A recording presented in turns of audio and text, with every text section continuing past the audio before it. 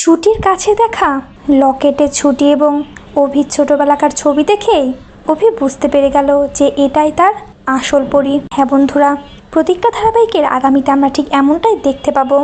প্রতিজ্ঞা ধারাবাহিকে দেখা যায় ওই ঝুমকির নকল পরী সেজে অভিদের বাড়িতে গিয়ে উঠেছে, এমনকি অভির সঙ্গে তার এঙ্গেজমেন্টও ঠিক করা হয়েছে। তবে অভির মন বলছে ওটা তার পরী কিছুতেই হতে পারে না, আর সেজন্যই সে ওই ঝুমকিকে ঘাট থেকে সরানোর জন্য ছুটিকে বিয়ে করতে চায়। এমনকি তারা মন্দিরেও চলে যায়। তাদের শুভ দৃষ্টি শেষ হলে ছুটির গলায় থাকা ওই লকেটটা ছুটি যখন বের করে দেখছিল, সে বুঝতে পারে না এখানে কে কে রয়েছে।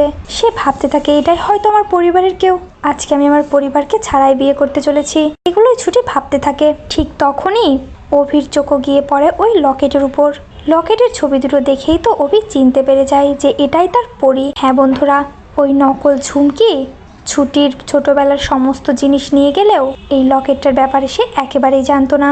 পরীর ছোটবেলাকার যে সমস্ত জিনিস ছিল সেই সবগুলোই ঝুমকি তার সঙ্গে নিয়ে গেছে সকলকে বিশ্বাস করানোর জন্য। তবে এই লকেটটা যে ছুটির গলাতেই রয়ে গেছে সেটা সে জানতেই পারল না।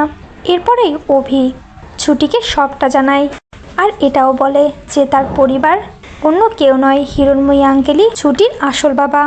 এরপরে ছুটিও সিদ্ধান্ত নেয় যে ওই ঝুমকির আসল মুখোশটা সকলের সামনে টেনে খুলে দেবে, আর সেই মতেই তাদের বিবাহ সম্পন্ন করেই ছুটিকে নিয়ে ওই বাড়িতে চলে যায় অভি।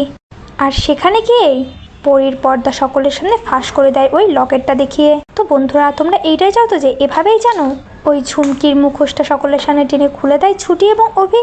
জানিয়ে দাও কমেন্ট করে তোমাদের মতামতটি। আর চ্যানেলে নতুন থাকলে অবশ্যই চ্যানেলটি সাবস্ক্রাইব করতে একদমই ভুলো না।